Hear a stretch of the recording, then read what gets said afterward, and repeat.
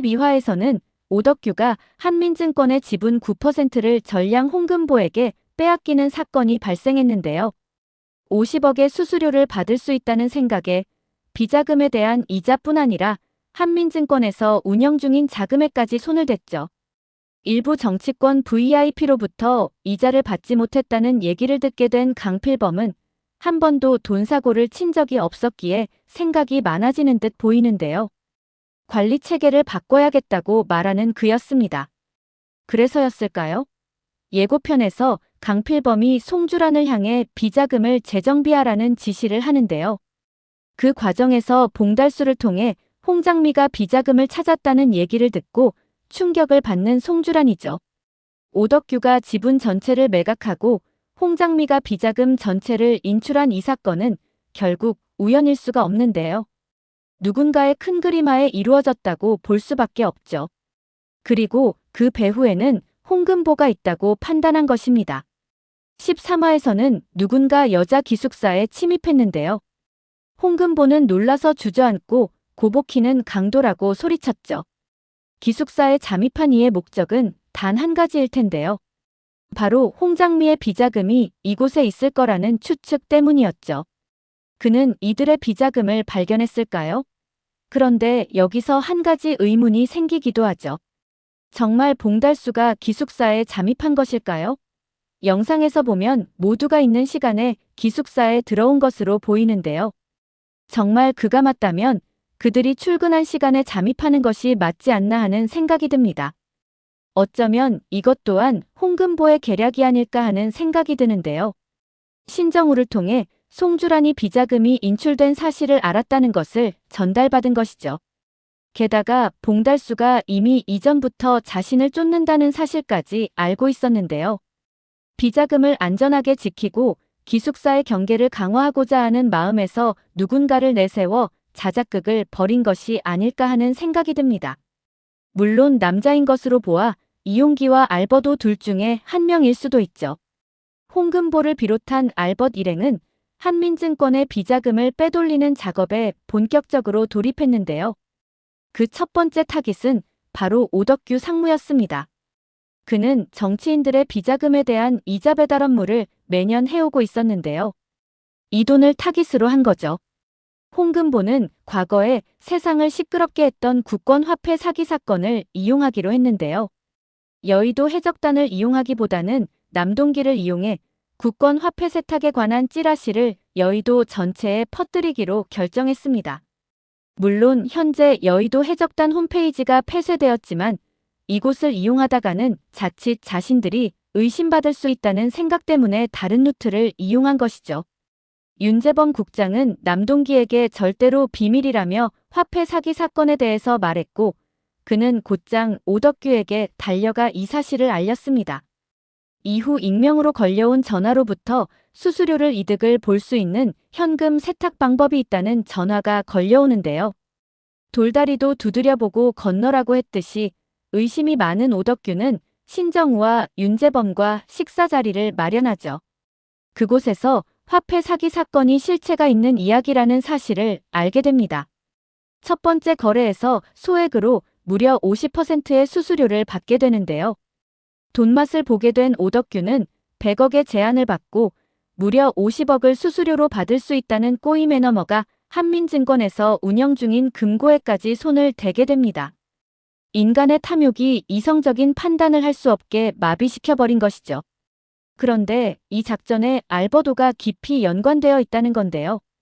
자신의 아버지인 오덕규가 강필범처럼 살기를 원하지 않기 때문입니다.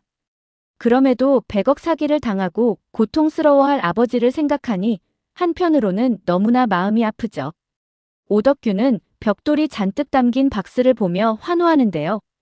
하지만 얼마 지나지 않아 자신이 사기당했음을 알고 분노합니다.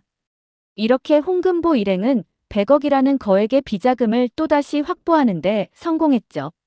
알버도는 아무것도 모르는 듯 오덕규를 찾아갔고 고통스러움에 몸부림치는 그로부터 자초지종을 듣게 됩니다. 그리고 100억을 채울 수 있는 방법을 제시하는데요. 바로 한민증권 지분을 모두 팔아서 현금화하라는 것입니다. 그리고 원래 자리로 되돌려 놓아 강필범으로부터 눈밖에 나는 행위를 피하라는 거죠. 추후에 자신이 회장이 되면 그깟 지분 따위는 필요 없다는 듯이 말합니다. 알버도의 말에 일리가 있다고 생각한 오덕규는 그의 말대로 지분을 모두 팔아버리는데요. 이후 홍금보와 동료들은 여의도 해적단의 이름으로 해당 주식을 매수하는데 성공하죠. 송주라는 오덕규에게 무언가 있을 거라 생각하고 차중일에게 오덕규 조사를 지시했는데요. 그런데 예상치도 못한 사실을 발견하고 고민에 빠졌죠. 자신의 한민증권 지분을 전량 매도한 사실을 알게 된 것입니다. 강필범은 오덕규에 대해 조사하겠다는 송주란을 말렸는데요.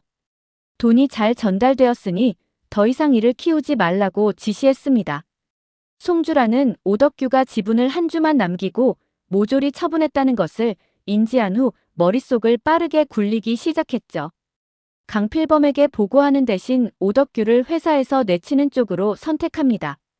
그렇게 되면 한량 같은 알버도도 자연스럽게 제거되는 거죠. 이제 남은 유일한 후계자는 강노라뿐입니다.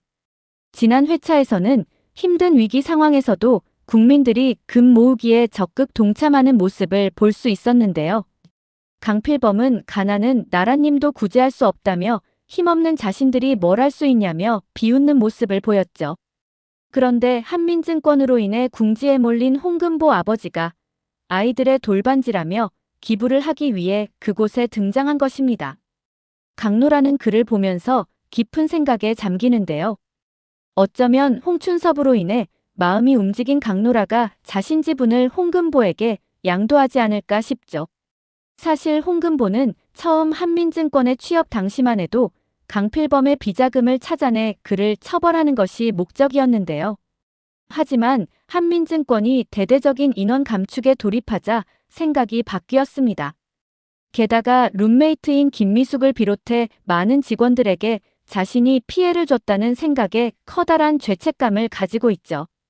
그러다 보니 현재는 부패한 경영자를 몰아내고 한민증권을 정상화해 직원들을 지키는 쪽으로 선회한 상태입니다. 그런데 심경의 변화를 보이는 사람이 또 한 명 있는데요. 바로 신정우이죠. 지난 회차에서는 신정우가 윤재범 국장을 만나 홍금보를 제자리로 데려가달라는 부탁을 했는데요. 하지만 9년 전 한민증권 부정 회계 사건에 휘말려 스스로 목숨을 끊은 홍금보의 동료 회계사가 윤 국장의 동생이었다는 사실을 알게 되며 충격을 받은 듯 보였습니다. 윤재범은 그에게도 자신이 알지 못하는 다른 모습이 있었다는 거죠. 신정우를 향해 보이는 것이 다가 아니기에 홍금보를 지켜보라고 말합니다. 이 말이 신정우의 마음을 흔들어 놓은 것으로 보이죠. 13화에서는 기숙사에 방문한 강노라가 방 안에 가득 차 있는 돈을 보고 놀라는데요. 홍금보가 무언가 꾸미고 있다는 사실을 알게 되죠. 홍금보가 위장 취업했다는 사실까지 알고 있는 그로서는 더 이상 놀랍지도 않습니다. 강노라에게 자신들의 계획을 말하고 자신들과 공조하자고 이야기할까요? 사실 이제부터는 강노라의 도움이 절실히 필요한 상황이죠. 강노라 또한 3개월 수습을 통과했기에 강필범으로부터 9%의 지분을 상속받았을 텐데요. 알벗과 오덕규의 지분 그리고 강노라 지분까지 합하면 충분히 30%에 육박하는 지분을 소유하게 되며 12화에서는 의식을 잃었던 김미숙이 드디어 기적적으로 깨어났는데요. 이제서야 사인의 완전체가 되었죠. 결국 강노라까지 홍금보에게 힘을 실어주며 순조롭게 지분을 확보하게 되지 않을까 싶습니다. 예고편에서는 강필범이 DK리를 불러 신정우 하나만 몰아내면 우린 평화로울 수 있다고 말하는 모습이 보이는데요. 그런데 강필범이 갑자기 왜 이런 행보를 보이는 걸까요? 어쩌면 신정우의 정체를 알게 된 것이 아닐까 하는 생각이 들죠. 아마도 송주란이 자신이 녹음한 테이프를 강필범에게 전달해 준 것으로 보입니다. 사실 이 드라마에서 가장 무서운 인물이 송주란인데요. 모든 비리 정보들을 가지고 있는 인물이죠. 그런데 여우 회비자금이 사라진 사실을 알게 되며 강필범과 대척점에 서게 될 것으로 보이는데요. 아들까지 죽인 그가 자신을 살려둘 리 없기 때문이죠.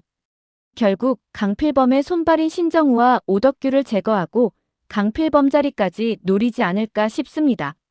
만일 홍금보가 가지고 있는 비자금까지 확보하게 된다면 이 또한 무리는 아니죠. 결국 강필범 입장에서는 가장 믿고 신뢰하던 송주란으로부터 뒤통수를 맞게 되지 않을까 싶습니다. 강필범의 비자금 리스트와 아들 강명휘의 죽음을 사주한 녹취 파일을 홍금보에게 전달할 것으로 보입니다. 오늘 영상은 여기까지입니다. 구독, 좋아요는 언제나 제게 큰 힘이 됩니다.